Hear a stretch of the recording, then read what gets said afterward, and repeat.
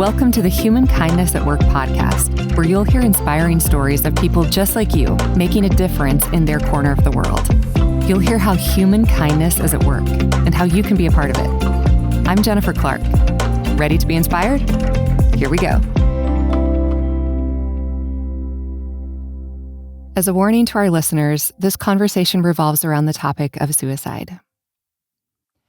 There's no easy way to jump into a conversation like this one, but it's such an important conversation to have. When I think about making a difference in the world, I often have really positive feelings. But sometimes human kindness at work in the world is inspired by unimaginable pain. And my guest today knows that well. Leslie Weirich is a wife and mother, a public speaker, a suicide prevention advocate, and founder of Leslie's Hope. Her mission is to foster mental health awareness, empower communities with resources, and drive initiatives that promote resilience and prevent loss. This wasn't a path that she always knew she wanted to take. It was an intentional choice birthed from the kind of grief that completely changes your life. It's one of every parent's worst nightmares. But before you hear the pain, you need to hear this proud mom introduce you to her son, Austin. Well, I always like to talk about Austin first because he was an incredible young man. Our son was 20 years old when he died by suicide, and he led a life that was pretty intense, and he was a high achiever. You know, a lot of people might have called him an overachiever, but Austin, he was the president of his freshman through senior class in his high school. He ran track and he played football all 4 years of high school. He was voted the scholar athlete in one or both of those sports every year. He went on to graduate above a perfect 4.0 because he took weighted honors his senior year. And he received $26,000 in renewable academic scholarships on senior night. If there was an award in achievement, he was a member of the Fellowship of Christian Athletes. He was a Stay in Bounds ambassador, which meant he'd put his letter jacket on and he'd go into elementary schools and middle schools and he'd talk to those young kids. He loved children and he'd talk to those young kids about making good choices in life. So I said, you know, if there was an award or an accomplishment, he crushed it, Jennifer. He really was a high achiever. So, you know, many times that I've learned over the last almost decade, it'll be 10 years, coming up in 26 since we've lost him, that those high achievers, especially young people going into high school and college, are at sometimes a higher risk for mental health issues and suicide. It was September 10th, 2016, and by sheer coincidence, also World Suicide Prevention Awareness Day. At 2:30 a.m., Leslie's doorbell rang. The officers would wind up on our porch, and, you know, when you're a parent and you're asleep at 2:30 in the morning and you hear your doorbell ring, and, you know, they were just ringing our doorbell like my house was on fire. And believe it or not, my husband he's one of these guys that sleeps through anything. And you know, nothing wakes him up. And so I shook him and I said, somebody's at our front door. And so, you know, before he really even could get out of bed, I was already bolting down the front stairs. And I looked through our, window and I could see the police car parked in front of our house, which I can tell you is something that no parent ever wants to see at 2:30 in the morning. So by that time, Keith was coming down the stairs and we opened the front door together, and the police officer asked us if we had a son named Austin Weirich who attended Wabash College. And we said yes, that we did. And he, shoves this card at us and says, you need to call the number. Your son's been in an accident and he's hurt himself. And, our brains couldn't even really process those words. We couldn't really catch up to what he was saying, but we went back in the house to find our cell phone and, we called the number, and the dean at the college answered. And he told us there had been an accident that evening, and Austin was in his townhouse, and he was with a young woman, and he had shot himself. He told us that they were live flighting him by ambulance to St. Vincent's Hospital, which is in Indianapolis, about 45 minutes away. and we needed to get there as quickly as possible. But Leslie and her husband lived 3 hours away from the hospital. We jumped in the car as quick as we could, and I'll tell you, there was a storm that night, Jennifer, that like nothing I've ever seen in my life. Rain and lightning and thunder and just sheets of rain going across the road. And we were about 20 minutes into our trip when my cell phone rang, and it was the emergency room doctor, and he asked us if we were on our way, and we told him that we were. And he told us that the ambulance had just arrived with our son, and there was no pulse. So I really kind of just held the phone. And my husband, Keith, is Austin's father, who just is a very soft-spoken man, probably one of the most soft-spoken men I've ever met in my life. And he just hit his fist on the steering wheel, and he just cried out, "Why, Austin? Why? Why?" And we drove on to the hospital another 2 hours. We were just in shock and silent. And we get close to the hospital, and, the rain was still just coming down. And Keith looked over at me and he said, "I just feel like even God's crying with us tonight." And I believe that he was. And we were fortunate enough that when we arrived, because there was a heartbeat on the way to the hospital, I was crying out things that were like timely that we needed to know. And, I said that I had wished Austin could have donated his organs because he was so big and strong and healthy. He was 6'4", 240 pounds. He was a defensive end on the football team. And they said, "Did he sign the back of his driver's license?" And I said, "I know that he did because I was with him." And so we were able to harvest both of his corneas, all of his bone and tissue, and both of his heart valves. And there's just a certain sort of comfort that gave us that night, leaving that hospital, knowing that, we weren't leaving everything there, that families were getting phone calls, that lives were being saved because of Austin's decision to become an organ donor.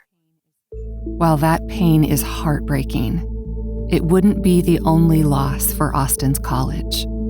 Austin attended there's only 2 all-male colleges left in our country. One is Wabash, which is 45 minutes west of Indianapolis, Wabash College. The other one is Hampton-Sydney. It's in Virginia, and I just spoke there in September.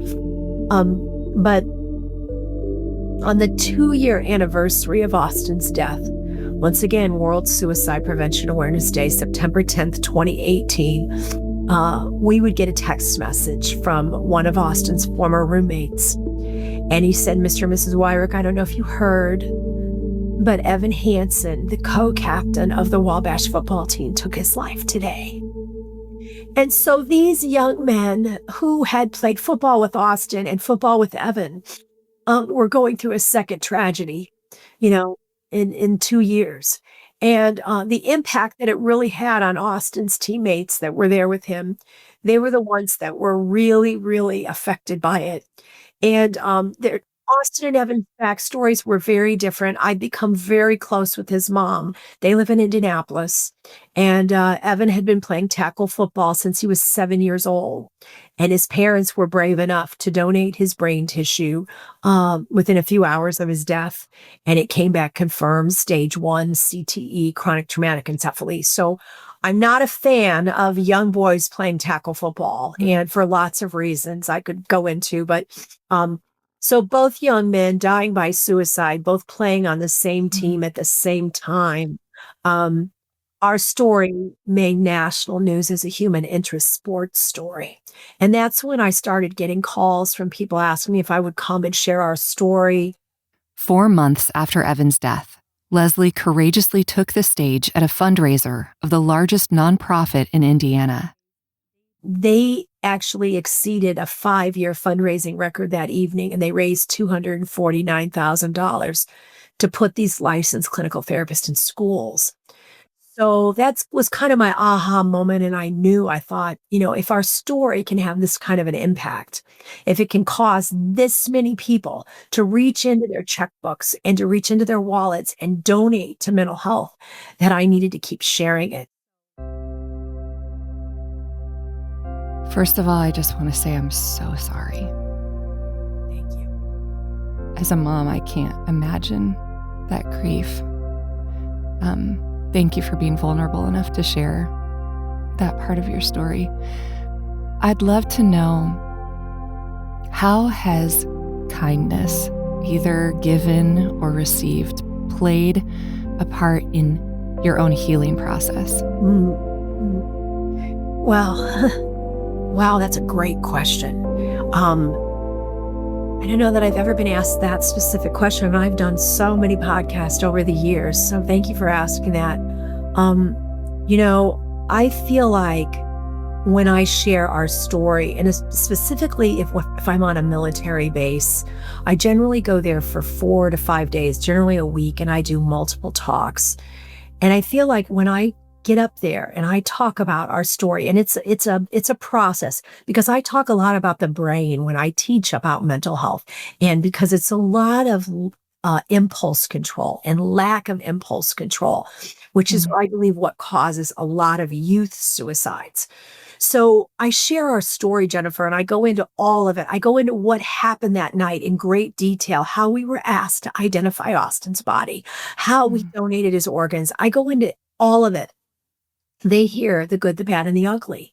And then I go into why did it happen? And I talk about the brain, and I talk about the development of the brain, and how, a young person's brain, any of our brains are not fully mature till we're 25.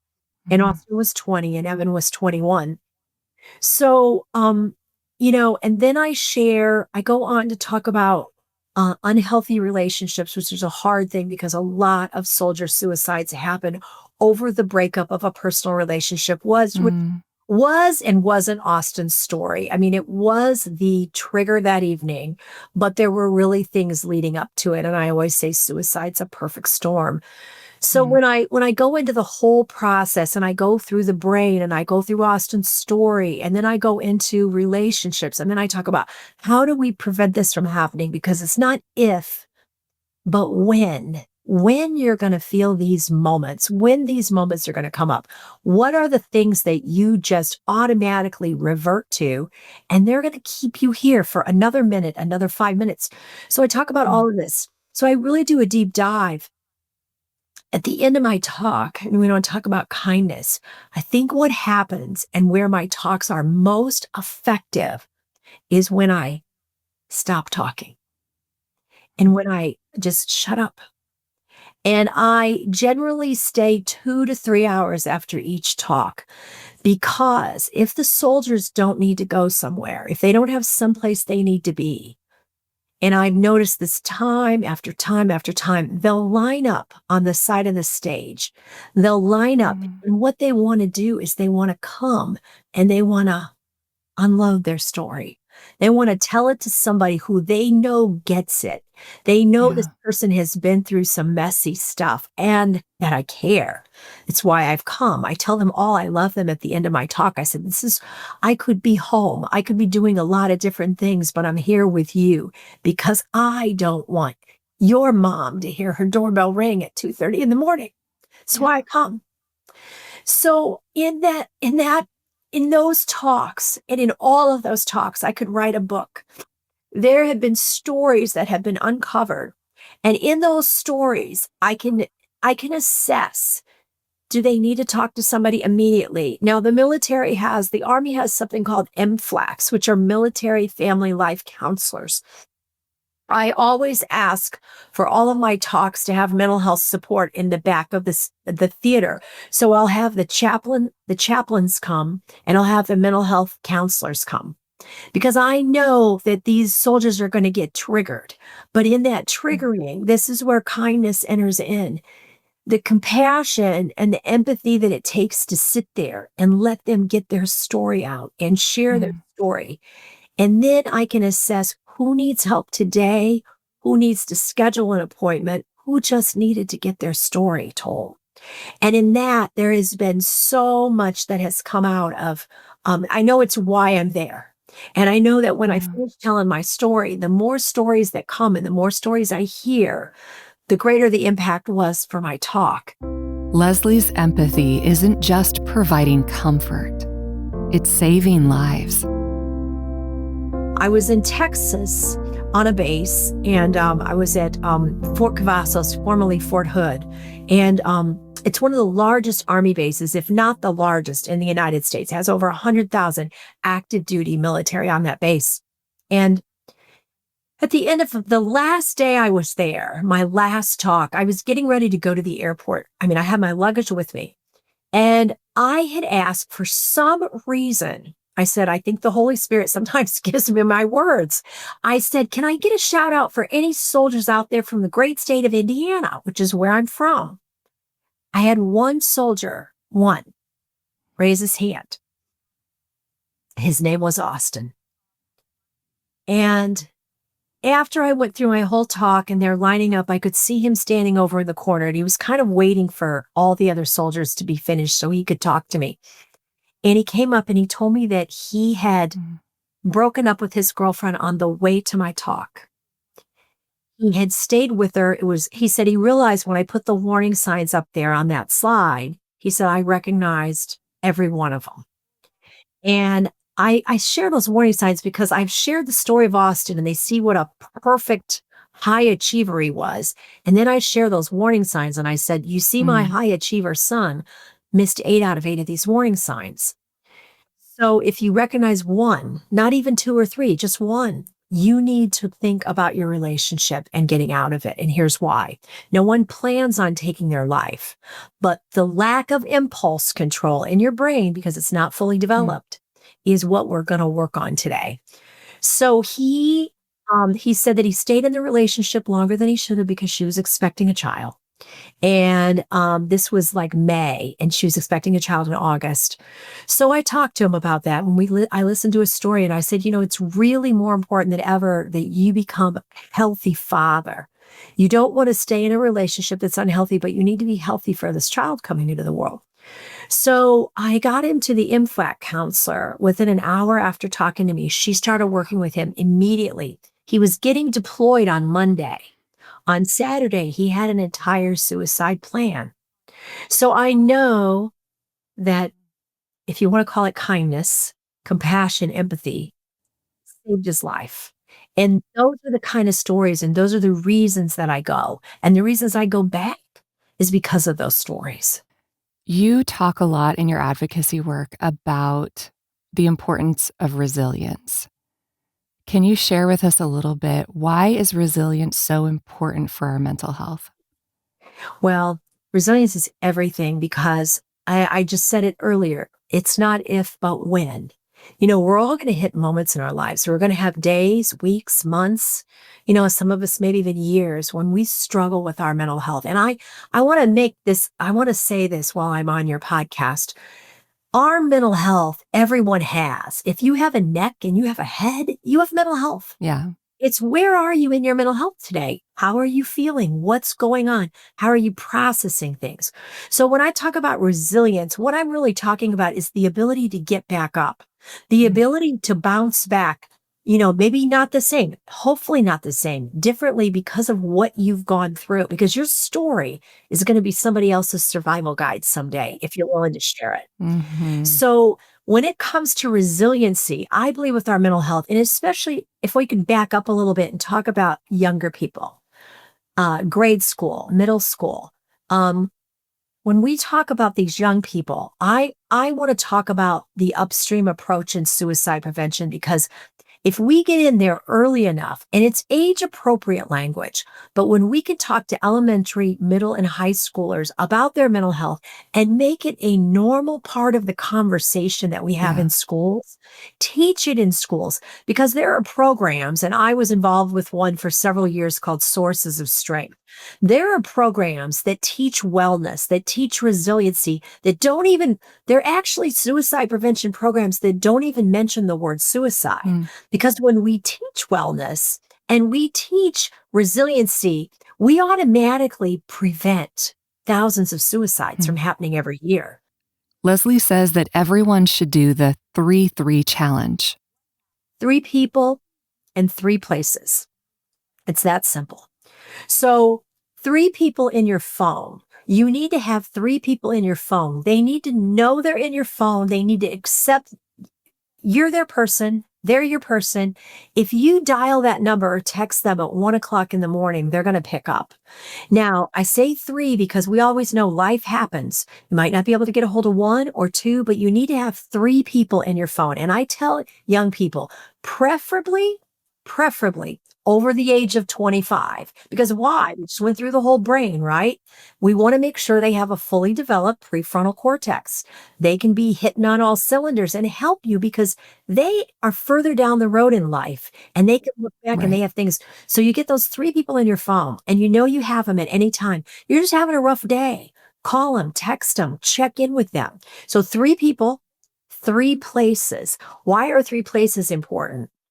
Well, we learned during COVID what happens when our places get taken away from us, right? Mm. We all got a little squirrely during COVID when we couldn't go Yeah. to our regular coffee shops, right? Or Yeah. we couldn't see our friends or we couldn't go to the gym. So 3 places where you feel really familiar, and it can be your coffee shop. It can be the gym. It can be the library. It can be Mm. wherever you go where you look around and you notice familiarity because that's going to keep you safe in that moment. We're talking about these tough moments where despair sets in. And what are you going to do to hold on? So Mhm. 3 people, 3 places. And I give that to everybody because that's really resiliency. Those are really simple go-to things. You default to them when you're struggling. And then you know that you've got a way that you can hold on. You've got these people and you've got these places. So one or the other are going to keep you safe in those moments. So that's really in, Mhm. practical terms, that can be called resiliency. So that's really important for everybody to know. You do so much work with young people, particularly young men. What gives you hope for the next generation when it comes to mental health and awareness and support? Whew, that's another really good question. I think that so many young people now, and I'm going to identify Gen Z, the Gen Z generation. We've all talked about Gen Z forever, which is approximately those born between, my kids were both Gen Z, 1996 to 2012. Okay, so that generation, we can just kind of pull that out. And the generation behind it, I think it's Gen Alpha. So, we hear everybody talking about social media and the harmful impact of it. And that, I mean, I could go on for days about that. It's definitely an issue. Mhm. But I think the best thing for young people today and what gives me hope is that we are talking about mental health and they're really open to share how they're feeling. But some of them don't have the language and they don't know how. So I think what gives me hope is these peer mentor programs and anytime we can put peers in that are their age, that are going to sit with them and listen, because listening can be it can be such a healing thing on both sides for us to do. And so I think peer mentoring programs anywhere across the United States, Sources of Strength is a peer mentoring program in high schools and middle schools. Any kind Mm. of peer mentor, the Boys and Girls Club has peer mentoring programs. So anytime we can put people in there that are approximately your age, that understand the language you're using, that can sit with you and talk to you and you can share your story, that is hope right there, Jennifer. That Mm. is what we're going to hang on to. And I think the more that we can talk about our mental health in day to day, every single day, and if I can only get one message across in this podcast, this would be it. You can never give your child the idea of taking their life by asking them about it. We have decades of research that shows that that's false. If someone is really struggling, like if I came into your studio today, Jennifer, and you asked me, Leslie, are you thinking about suicide today? I'd say, no, it's not in my brain. It's not there today. So you're not going to put it in my brain. But if you have a child that's struggling with suicidal thoughts, and it's not that unusual. So I tell parents, the more we talk about it, the safer we keep our kids. So Yeah. it's very important that you use the S word, okay? Because if you're not using it, someone else is. They're seeing it in a meme, they're seeing it on social media. So to talk to your kids and just say, have you ever thought about taking your own life? Have you ever thought about killing yourself? Have you ever thought about suicide? And then the most important thing for parents to do is not look like wide-eyed and shocked if they tell you they have. Say, that sounds really hard. Tell me more. Tell me more about Mm, that. And be quiet and listen. Listen to mm, what they're saying. And then you can really identify, do they need a therapist? Do they need a counselor? Where are they in their mental health? So I think it's really important for parents to not be afraid to talk about the S word, say the word suicide. And the other thing I would really encourage everyone to do, it's so simple and it's so easy, and we can put it in your show notes, is QPR, which is question, persuade, and refer.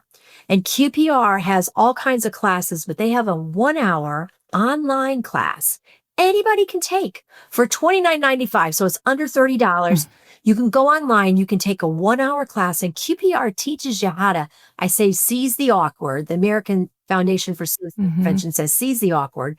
So to seize the awkward and start the conversation and start having it with your kids, start having it with friends at work, start having it with colleagues, neighbors, people at church, wherever you go. And the more you have it, the easier it becomes. And that's one thing I've found out over the last 10 years. So many people know what I do. They know a little bit about my story. So if I'm out and about, someone will come up and start talking to me. And it's such a natural thing to have that conversation now because I've been having it for so many years. So take the QPR class if you want to. And I always tell everybody, people get together for book groups all the time. There's a 3 hour class and you can bring a trainer in and they can train your group. And it's great when you do the 3 hour because you can role model and you can get used to asking the questions.